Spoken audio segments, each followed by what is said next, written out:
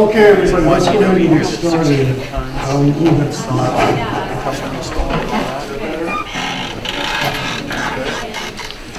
Okay.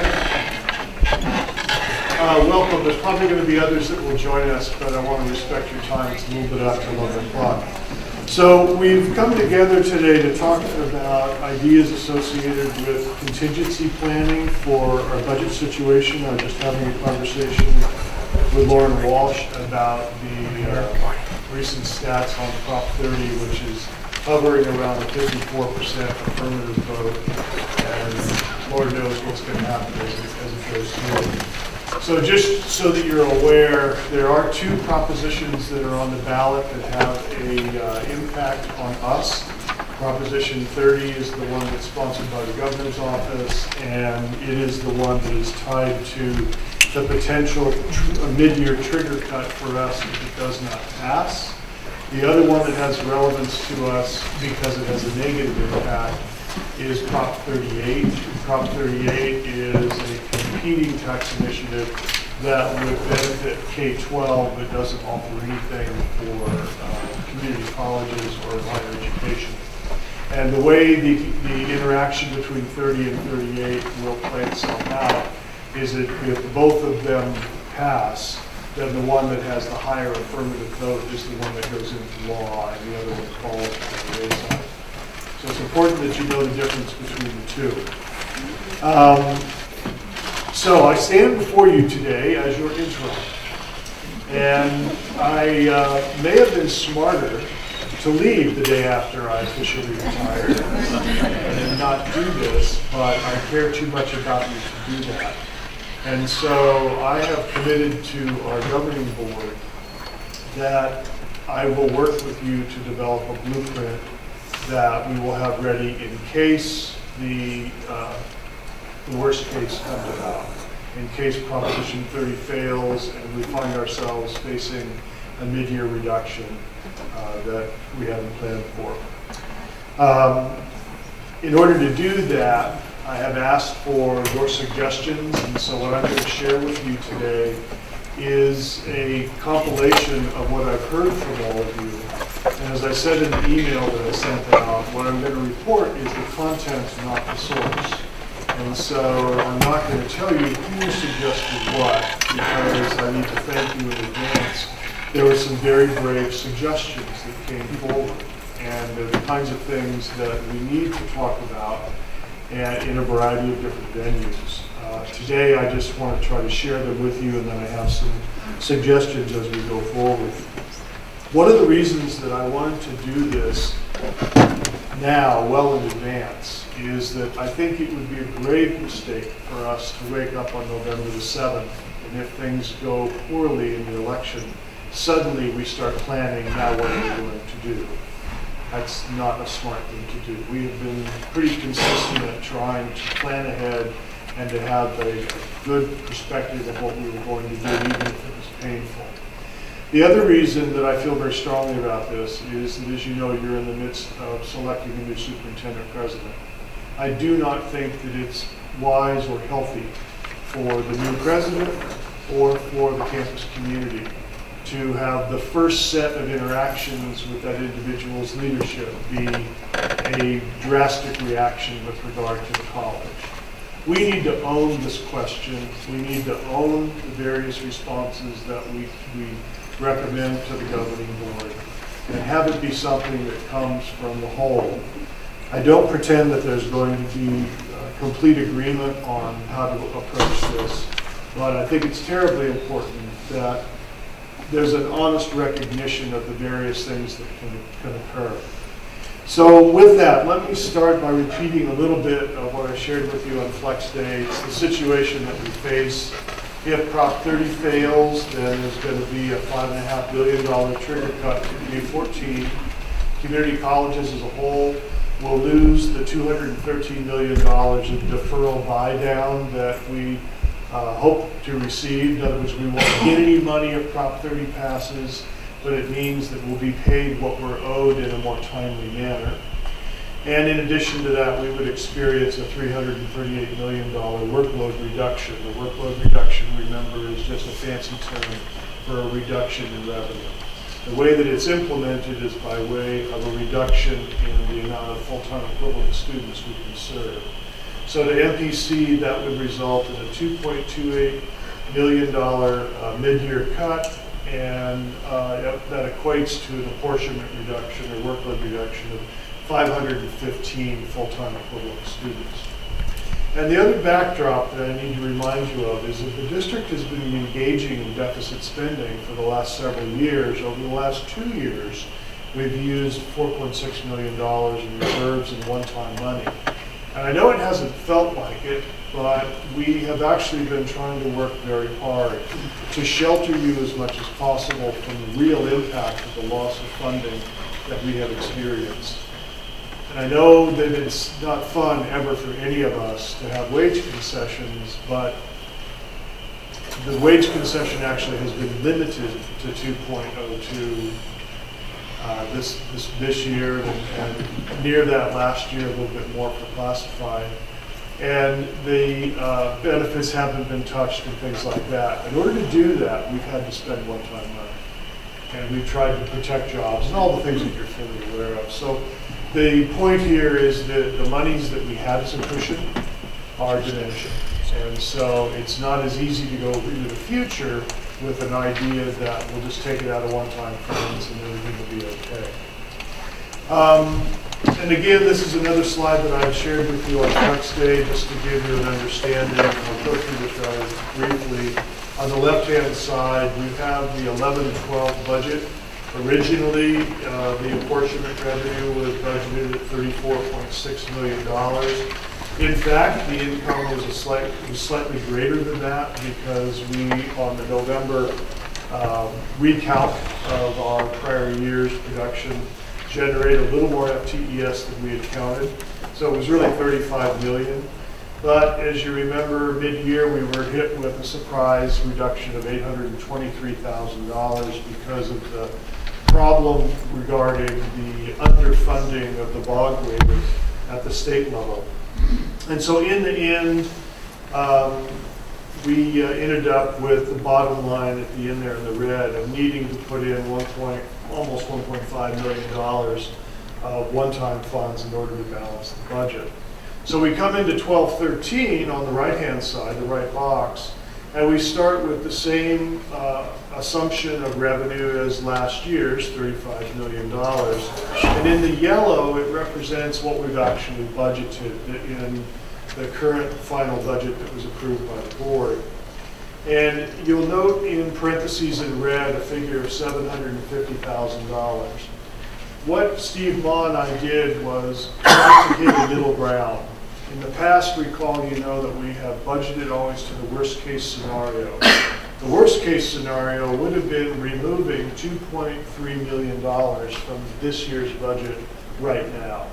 And we really felt it was too drastic and too far to go, knowing that this election was coming, and we needed to buy a little time. We needed to see what options we might be able to work with.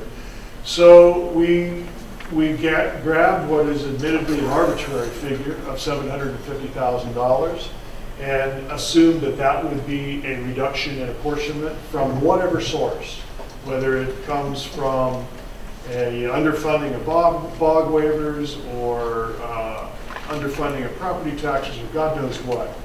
So we ended up adopting a budget with $34,296,000 in it.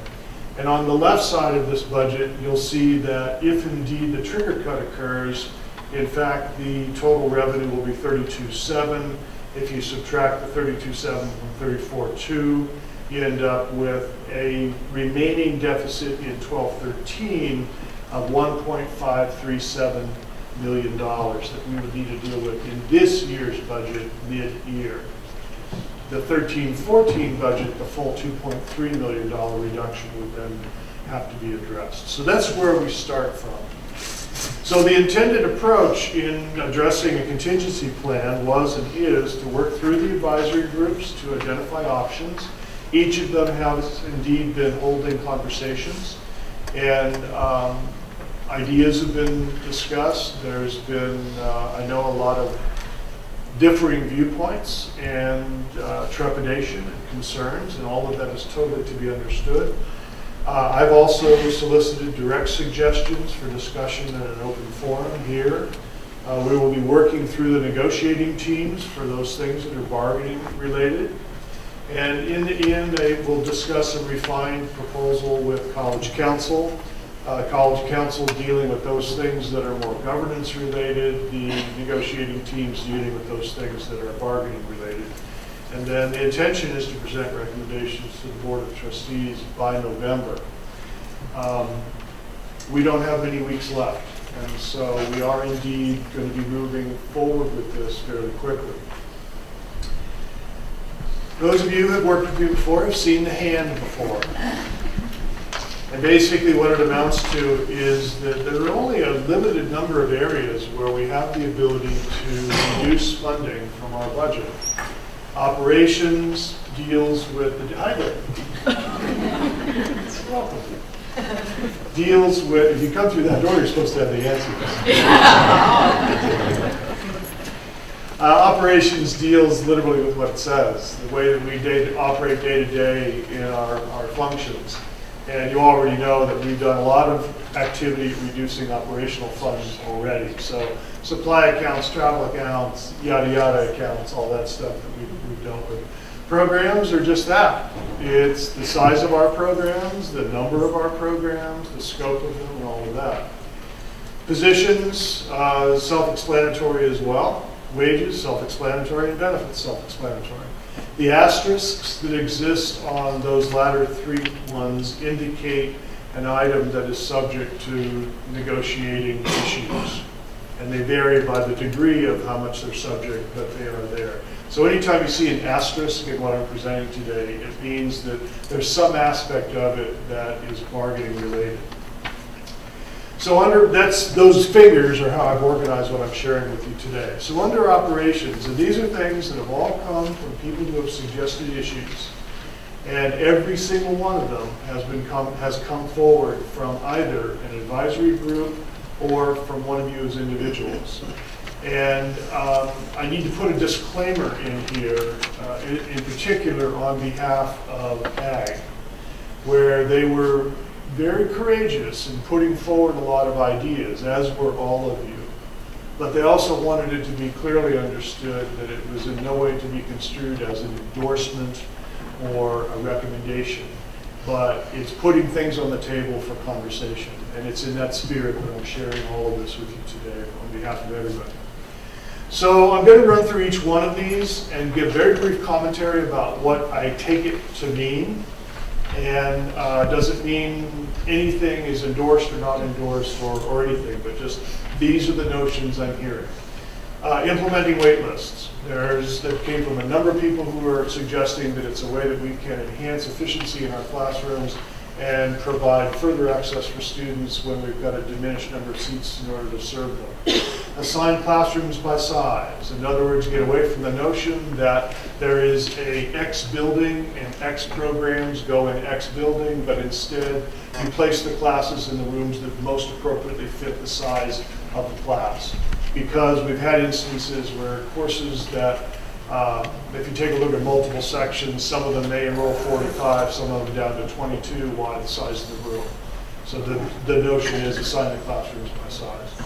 Replace canceled classes with late starts. In other words, if we budgeted the resources to run a course and it happens to get canceled, let's not lose it. Let's do a late start and try to get the generation from that. Revise the curriculum. That came forward in a lot of different ways, and I don't pretend to really know exactly what the references are, but there's a number of areas in our overall academic program where there's a perception that some revision in the way that the curriculum is structured could be a benefit in terms of enhancing our efficiency and our ability to make good use of our resources. Increase the number of online sections. Another suggestions. Unpack the class schedule. This was explained as being a situation where we tend, like many colleges do, to be a Monday, Wednesday, Tuesday, Thursday college operating from 9 to 12. Things are too constricted, and we need to unpack them all the way to 8 o'clock, all the way to 3 o'clock, and spread it out. And I know from prior experience that people say, oh, but people won't come. Well, I don't know. Combined resize programs. This one you'll see again under the program area. And basically what that is looking at the scope of the programs that we offer. Not eliminating them, but adjusting them in such a way to match the resources that we have. Increase flexible class schedules, running more late starts, weekends, nights, and so on. Focus we've already talked about this year of adding and retaining students. There was a reference to converting some courses to credit, no credit. Not quite sure how that addresses this particular issue, but I wanted to record it anyway. Discussion of potentially eliminating the early spring term as a way to reduce expenditures. Reduce or eliminate the summer session. That's a big issue. You recall a couple of years ago, Hartnell did this, and we benefited rather substantially in having the biggest summer session we've ever had, and they were hurt the year after because students left and oftentimes they don't come back. So if we look at something in terms of elimination of the summer session, we need to really with our eyes wide open. Partial closure of facilities. This is an issue of consolidating activities into facilities and not opening the others, just closing them down temporarily. Compacting hours. I think the reference here was the notion of reducing the hours of operation as a means of saving dollars. Consolidating functions. This will come up in the program area as well. The notion being that we should take a look at trying to merge functions that are similar into a smaller number of staff members, and obviously there would be some bargaining related issues there. Modify marketing. We have taken some steps to try to do that in a very cost-effective manner to make sure that we're getting the word out even more effectively than we have. Share resources, wholesale supplies contracts, looking at ways that we can take the dollars that we have and the resources that we need in order to function day to day and to do it in a more efficient way. We already, of course, do engage in wholesale supply areas, with one primary example being the Office Depot contract that we have. Maybe there are other areas where we can do that as well. In terms of sharing resources, I read that and I thought, gosh, I know you guys are doing that already. And so maybe there's some more degree of that that can be addressed, but maybe not. And by the way, there are copies of this. I'm not sure where they are, Carla. They're everywhere throughout the room. Okay. Limit watering of the grass came up a few times. Limit support to the foundation. And then that was countered immediately with one saying increase donations. So it gets a little yin and yang-ish here in terms of how we approach these things. And investigate entrepreneurial activities. And that came from a lot of different people. And some of the suggestions have got some real merit in terms of looking at ways that we can partner with people to generate revenues. Others run into regulatory limitations that are very difficult. One entrepreneurial possibility is consider ATM contracts. The college I was at before I came here did have ATMs on campus, and the college did get a percentage of what was generated out of that ATM. And I need to also tell you, it creates a security problem. And so there is no free lunch here. So investigate additional partnerships. We have a wonderful partnership with CHOP. We're looking at some others. We need to look at as many as we can, was the suggestion. Reconsider operating a swimming pool was suggested. And the question here was, what is the return on investment of something that's fairly expensive? Lyndon, I'm not suggesting anything. I'm reporting what I got. So, but you know, ideas are coming forward. Reduce the number of CAL cards. And I guess the notion here is that if there's greater restrictions on expenditures, that there would be potential of some savings. And I don't know whether that's correct or not. Reduce or eliminate travel. We've already centralized the travel budget, as you know, and as a result of that, there has been a reduction of the expenditure of travel dollars. This is something we could do a bit more of as well. Limit training of online sources. excuse me, and this is related to the travel issue. The training functions that you engage in for the foreseeable future would not be done by traveling to a different place if it's online or it doesn't happen. More operations. Lower the heating point to 68 degrees. And that, of course, would be with the assumption that you don't pull out your space heaters. Wear a sweater. Put the thermies on, something like that. Decreased paper publications. We already have, as you know, eliminated printing a paper catalog. It is electronic. We eliminated a few years ago a printed class schedule, and we eliminated mailing it to our local households. And we had some problems, quite frankly, because of that. And so we've hit a middle ground now where we're doing a locally produced smaller version that is not mailed but is made available on campus. And this past time we distributed it through the Herald. Recent suggestions from SAG are that we don't put it in the Herald, but we have it available at public meeting places and so on. I'm not sure where that's going to go, but the other part that was related to this one, I have to be honest, I have some concerns about, and that is to greatly reduce the use of handouts in classrooms. And my trepidation is that when you start taking away teaching tools, you've got a problem. So, but in the spirit of reporting what people shared with me, this is what it was. Reevaluate space rental fees. I think the reference here is that we should charge more if people rent our spaces.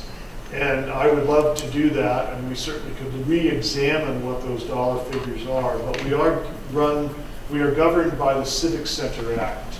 And because we're a public institution, we're not allowed to charge market rates for things. And so we have to be able to demonstrate that the amount that we're charging is covering our actual costs, not any greater than that.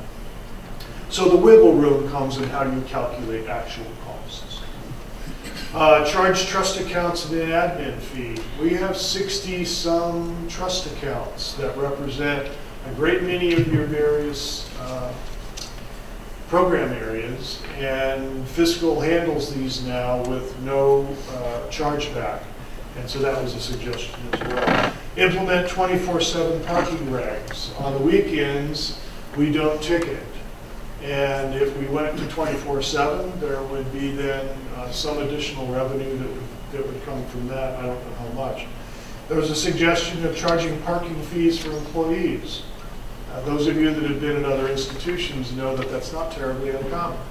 That you do pay, and it's a part of just the normal maintenance of what goes on. Leverage categorical funding.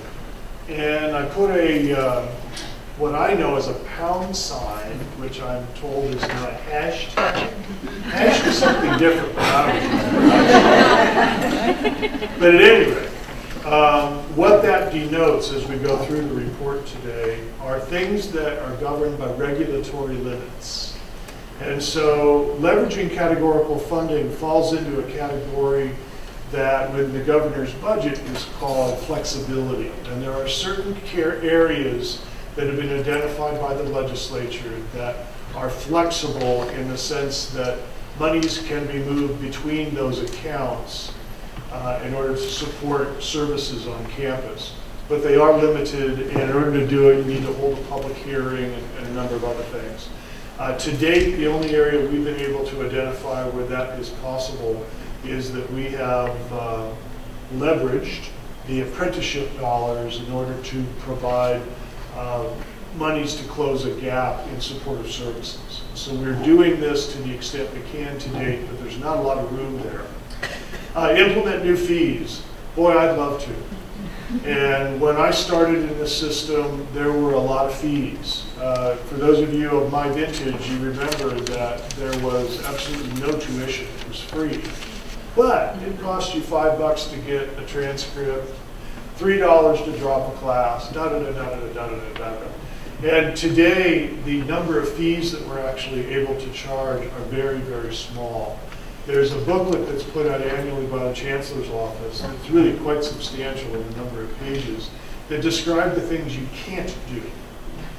So no, you can't charge a technology fee. And that drives me nuts from the standpoint that obviously the colleges have got to be able to refresh their technology, but we're not allowed to assess anything on the users in order to facilitate that. In general, the rule is for academic programs, you cannot charge a fee unless the student walks away with a product that has continuing value. That's pretty narrow. So it's really, really different. Increased community education, and there's a pound sign there as well. We are, as you know, at the very beginning stages of implementing a community ed program. It is fee-based. The pound sign is there to indicate to you that community ed is actually limited to covering actual costs, not making money.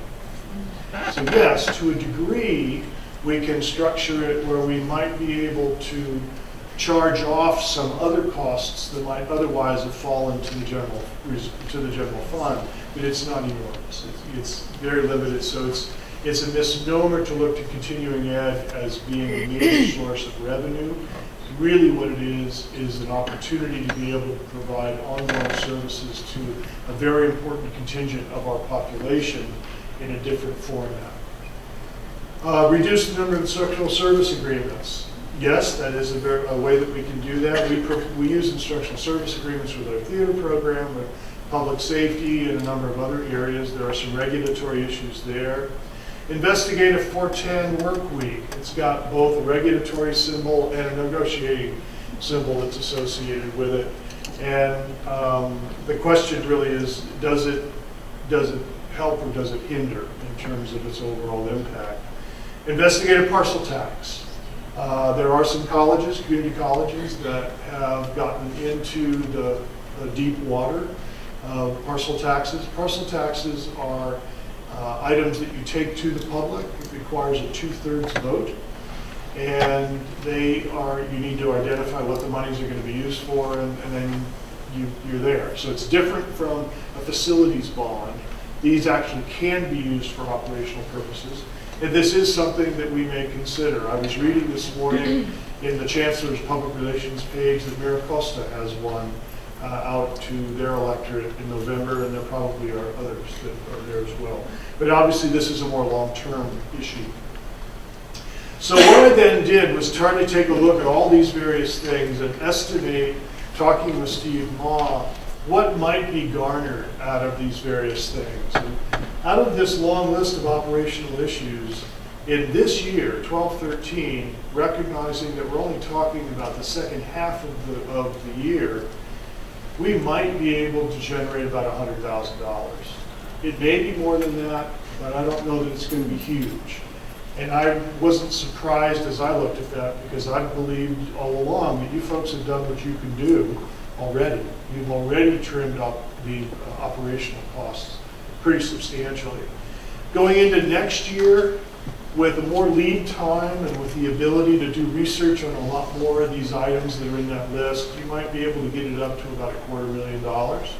That's no small change, but given the target we're looking to, we need to keep in mind. We're trying to get this year to 1.53, next year to 2.3. But these are legitimate issues, and I don't mean to discount them, but I do want to make sure that you understand an awful lot of these are more long-term, as opposed to being quick issues that we can implement as we go forward. Programs. We had a suggestion to increase international students' revenue. This is also a more long-term issue because it takes some time to implement it. The attraction there is that international students' revenue remains with the district, does not need to be sent to Sacramento. Consolidating functions came up again. I've already commented on that. And reorganization appeared in a number of the comments that people had made. And there was not any detail with regard to that, but I take it that the basic premise is to do more with less. And the intimation there is probably with fewer people as well, although that wasn't articulated. Suspend selected academic programs was suggested without naming specifics. And that's got both regulatory and potential of negotiating implications that come from it. This too is something that is a more long-term examination, because there are loads of issues associated with consideration of anything of that nature. Reduce student services. Same thing with the caution about regulatory issues and negotiations. And with either one of those bullets, what it means is that we're providing less to our students, whether that is instruction or whether that is the services that are there to support their success. Assign counselor contract days over 12 months. What this is referring to is, instead of having the counselors work the same contract year as the instructional faculty, they work a 12-month year and have off-duty dates that are sprinkled throughout the year, so as to spread the resource year-round and not have additional cost in the summer to provide summer counseling. This is a negotiating issue as well. Increase class size. To a certain extent, this has already happened voluntarily. This suggestion was to codify it. There are some negotiating implications involved. Resize athletics was suggested, and the intimation being to reduce the scope of the athletic program. There are some potential bargaining issues that are involved there. And close the CDC.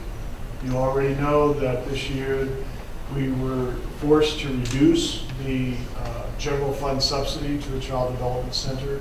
It still is receiving a substantial subsidy from the general fund. And so this is yet again another notion that was brought forward. There are bargaining issues that are related to that in terms of the staff. So estimated funding. In 12-13, as I looked at this particular list and as I reviewed it with Steve, we couldn't come up with an estimate, because these are things that are so complicated that they take time to work their way through, and it's not something that is easily identified to a specific amount. With several months lead time, and these are guesses, folks, and I want to be the first to say that, estimate that we could save about $500,000 with some of these items that are in here. And that's not hard and fast, but it's trying to give you a ballpark of what might be involved. In positions,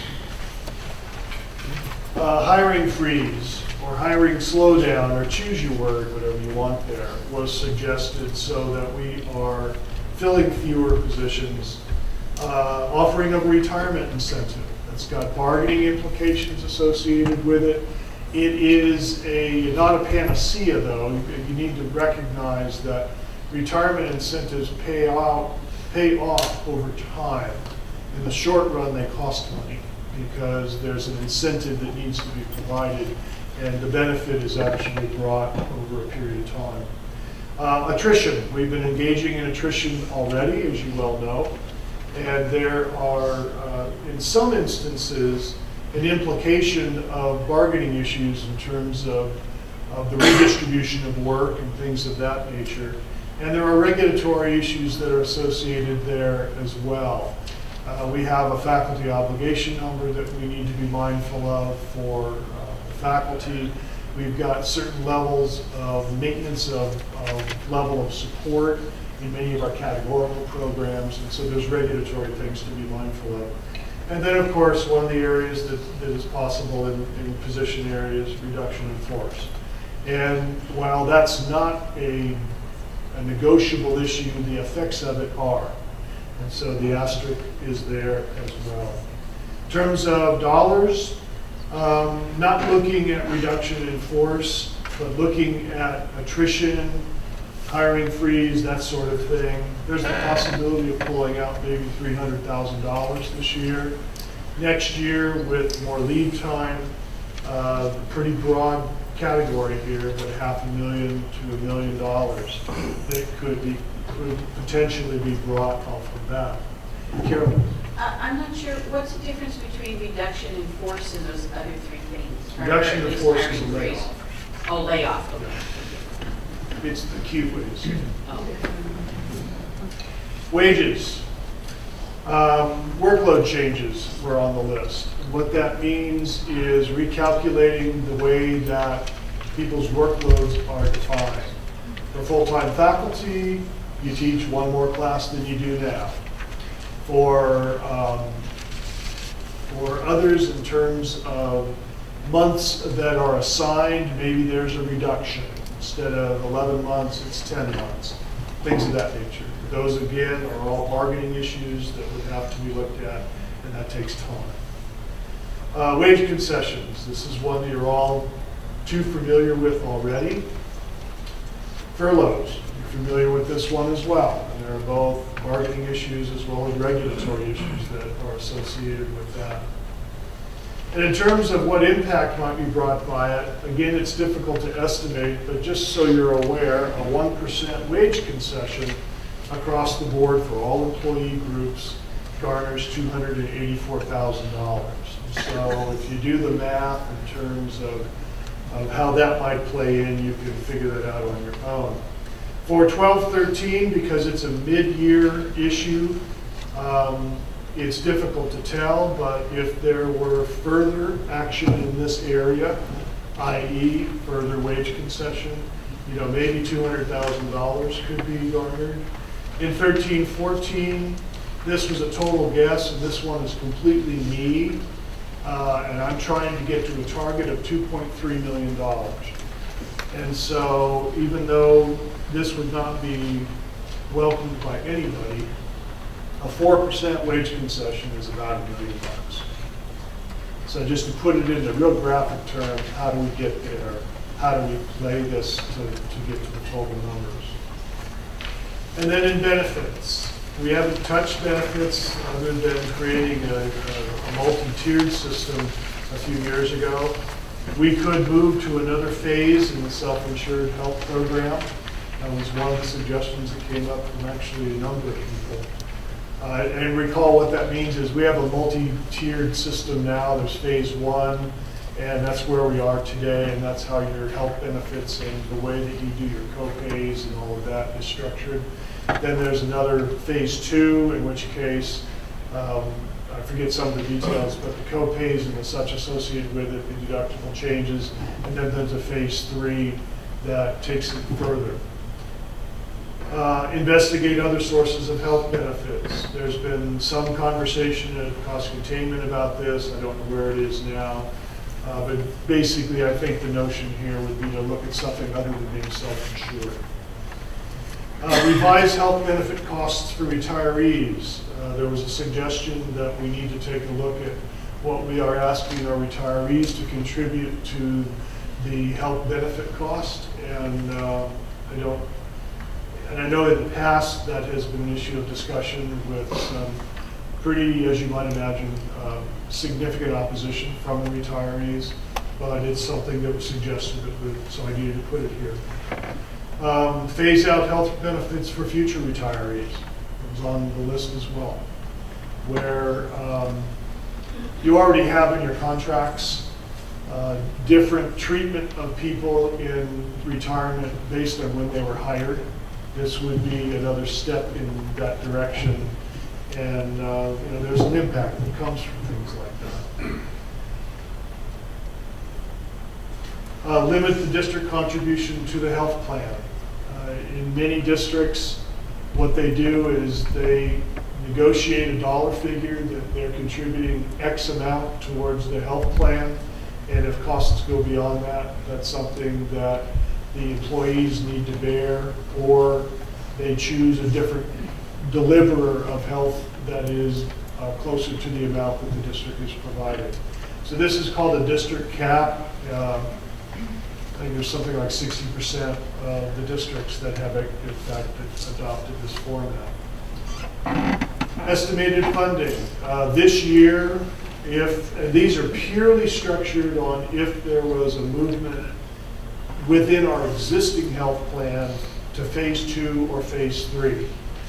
We could save $200,000 to $300,000 in 12-13 by going to phase two or phase three, respectively, for the second half of the year. And in 13-14, I forgot to correct this. That should say $600,000 if you went to phase three. So now what? No one finger can solve our problem, except maybe the middle one that we all want to the legislature. We'll feel better. It won't solve the problem. And I need to remind you that even this year's budget relies on deficit spending. We've been robbing the cookie jar for the last 3 years, trying as much as we can to minimize the impact on our students, on our employees, hoping that the economy was going to get better, that the legislature was going to become enlightened, et cetera, et cetera. And even if Prop 30 passes, we still are left with a deficit spending problem. So my point in saying that no one finger can solve the problem is to really recognize that we have to have a blended response. We've relied heavily on the operations. We've done a good deal of work within programs. We've had temporary wage concessions. We've reduced positions by attrition. Recently, we needed to, in fact, do a reduction in force for the Child Development Center. We are working very hard to ensure that everybody still is able to be employed somewhere in the district. But it's a big target that we have to get to. The operational changes are the easiest, but they result in the least amount of savings. And so, you know, we're pretty willing, you've demonstrated your willingness to say, okay, I'll do without this, I'll do without that, and so on. But unfortunately, it doesn't come up to a very large amount of money. And it really seems like organizational changes are necessary. The institution that we were is no longer funded at the level to be able to support it. All institutions staff themselves based on their programs and the funding that they have. They grow to it. Well, the money is now gone, and so we need to make some changes of some type in order to more accurately reflect what we have. The advisory and the governance groups have to discuss the options that are involved in this. Wages and benefit changes are part of the solution. I don't see how you can get to the dollar figure without addressing those as well. And so I'm asking that informal collective bargaining discussions begin right away. And I mean right away. It's not formal negotiations because we haven't sunshine, because we don't know what we're sunshining. But we in the past have used the tool here many times of coming together informally to talk about what the options are. If we don't, then we run the risk of waking up on November 7th and saying, oh shit, now what do we do? And then you get into crisis mode. And we're close enough to crisis mode right now. And I would really rather that we keep our heads and we begin investigating in a logical manner what the options are, however distasteful they might be, and come to a conclusion that we feel is the best of a bad set of circumstances. It ain't going to work to put our heads in the sand, and it isn't going to work to simply say, take it out of the reserves. The reserves could be touched perhaps if the board is willing to work with it, but I need to remind you they've already put $4.6 million of one-time funds on the table to date. That piggy bank is not endless, and so it's not a good way to do business. And I'd have to tell you once again something I've shared with you before. We must address institutional values.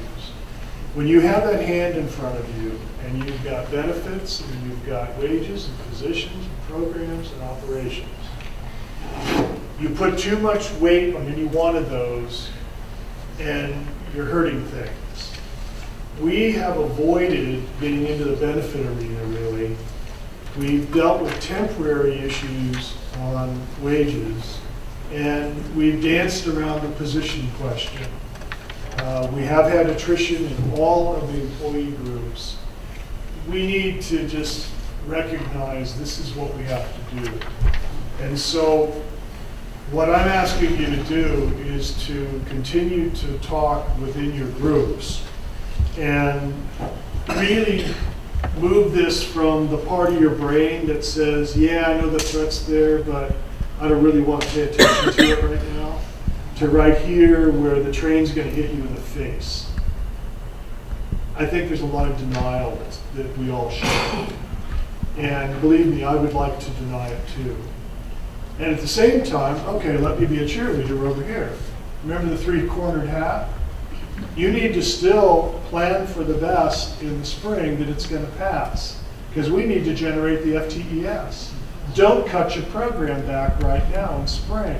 Just have a plan as to what you're going to do if it goes down. And we're not talking about implementing these drastic things unless we need to do so.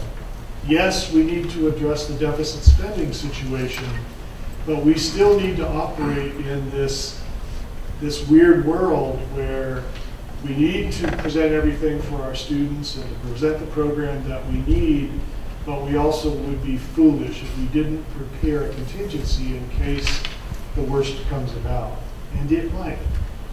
With a 54% approval rating of that proposition right now, that means to me that it's going to be entirely swayed by the voter turnout. And how the hell is that going to go? I don't know. So, I don't know. This is what I wanted to do was share with you. I don't have the answers. What I wanted to do was to give you the conduit to put ideas forward. That's what these are. You all need to talk. I want to get the negotiating teams together. Personally, I want to talk to them to at least start the conversation, and I hope that they'll be willing to do that. And this is pretty quick. It's September the 18th, and we only have about 6 weeks remaining. And I think that it would be not a good approach if we waited to try to solve this until after we know what happens with the tax initiative. You know that by November, we're all kind of moving on the downhill slide of the fall term. You're preparing for finals. You're trying to help students with last-minute needs. Then the holidays are coming before you know it. January's there. Faculty's off contract. And if we haven't defined things, we've got a real problem. So, questions, comments? You can throw tomatoes if you want. Okay. Yes? Am I what? Oh, yes, please. Yeah, this doesn't have to stop. I just need to give a deadline in order to get this together for today. I think that you need to use every avenue you can at suggesting ideas. So don't forget your department division structures. Let them percolate up. The advisory groups are continuing to talk about this. I know the College Council has agendized it at some point, and there I'm sure there'll be conversations there. But we do need to acknowledge that many of these things have got both governance and bargaining implications, and they have to be handled appropriately. Robert? Well, I've just been thinking about it in terms of the Chicago, situation in Chicago with the strike. The teacher strike. Yeah, and it just seems to me that we have to keep in mind that if we continue to take the bulk of the cuts ourselves quietly, that the community has no idea, and they don't have to take responsibility for their part of this. And it's just something to think about, because if the community sees that we're hurting, and we tend to protect everybody. That's what we do. We're teachers, we protect. We try to make sure everybody's okay, and then we eat it. And, the attitude about Chicago right now is, well, they should take these concessions. And if they didn't strike, if they just took all the concessions, the public would say, well, okay, that's what they should do. That was easy for them. They can take this, they can take that. I think we just have to be careful about how much we take without letting our community feel a little bit of it as well. Right. I don't disagree with you at all. I've been meeting with the leadership from MPUSD and other school districts to talk about the impact and to get that word to the press. Hasn't done much yet. I reached out to the Monterey County Taxpayers Association and was told, we don't need to talk to you, we know what you're going to say. So, that was somewhat disappointing. However, I did yesterday get an email from Flavia Sanchez, Melinda, so, from the Herald. And the Herald wants to do some kind of a video presentation and has asked me to speak to them during the week of October 1st, which I'm happy to do. And I think it would be good if there were other representatives from the college that were involved in that as well. So I don't have any other detail at this point. We have been really promoting to her, because she's been a good voice really for education, the importance of getting that word out to people. But yeah, they're sheltered, I agree with you. They don't realize. I was telling Lauren before we got started here that in my conversation with FPUSD, I asked them, what do you plan on doing? And they have a luxury that, well, not a luxury, they have a tool that we don't have. And that is that in the legislation that would be implemented if Prop 30 fails, K-12 has the authority to limit the school year by 15 days, and that's what they're going to do. So they'll be furloughing all of their employees, and the students will be sent home for that amount of time as a cost-cutting issue. I don't think people know. No, they don't know that. If they knew that, they'd get out and vote. Other comments or questions? Yeah. I'm newer, this is my second year, but I come from Minnesota, and sometimes I have to say when I talk to my colleagues back there, they just, and when you're talking about the community awareness, Minnesota this year's two-year college students are paying $171 per credit. 5 years ago, they had the most BAs and MAs and two-year degrees granted in any state in the United States. $46, they just go, what? I don't know how you can run an institution. I'm not saying to go to that, because that's unreal, but $46, wow. That's hard. It's certainly a factor in this conversation. You know, unfortunately, we have experienced fee increases over the last few years. At the same time, we got budget reductions. So the money did come in. It went to Sacramento. We didn't get it. But if indeed fee increases for courses remained with the colleges, I bet there would be a pretty substantial support for it. Where people have grasped, where I have personally, is that students have gone in a short period of time from paying $26 a unit, which admittedly is ridiculously low, to $46, which is still arguably low, but we didn't get the funds. They're not going to support what you're doing. And that's where I get tweaked. And the students. And maybe that's what actually needs to get publicized. See, I think the perception is that when we raise, I know the perception is that when we raise fees, we're putting money into the pockets of the teachers and the staff. They don't get it, that we don't even see it. It goes, and they don't understand either that the college itself is limited by how many students they can take on. Right. Because, you're right, Charlotte. They don't know. I don't because the answer in the community where I am says, well, open up more classes. And I say, well, the state of California has limited the number of students we're allowed to serve, so we can't do that. That's not going to work. So although we do want to make cap. Yeah, we want to do cap. So that's something that's really important, and I agree. Yes.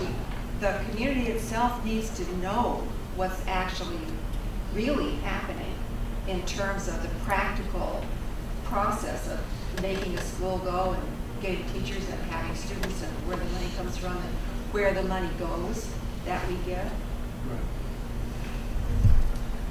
Right. But just a comment, I agree that education for us, putting education out there to the public is really important. I mean, I myself have recently experienced some hostility in conversations where people find out I'm a public employee and comments come back like, oh, well, you're one of those that my taxes are paying your retirement.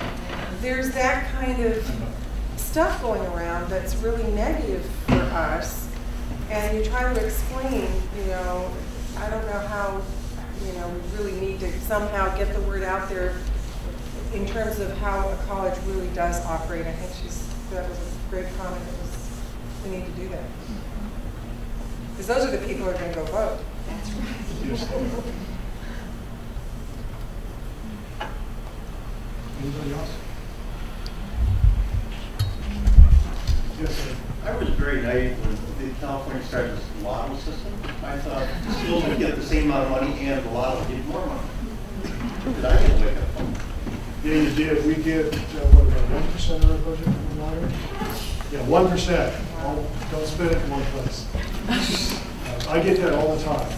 And to Natalie and to Charlotte's point, I do meet regularly with members of the community on behalf of the foundation. They're prospective donor luncheons. And I go through the funding mechanism and why and how and all that. And I have to be honest that they're right. Well over 90% of them have no clue. None. They think that the fees that their little cherubs are paying stay here and they, you know, all this stuff. They just don't understand the way it works. They don't understand Prop 13.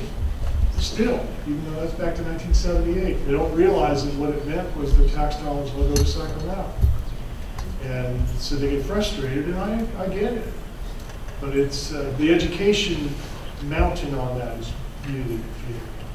So, but I agree with you, we need to do as much as we can. Yeah, okay. If we have another open forum here, could you invite someone from Monterey Herald to come here and sit and listen? And hopefully put it in the paper just before another election, so they hear the same thing you just mentioned. Sure. I've funded a lot. Yes, sir. If you do that, the critical day is not the November election, because in our community, there's a whole lot of people, the majority of people vote by mail, and a lot of them vote the day ballot. So the time to do it is nowhere near November. It's much closer to October. Right.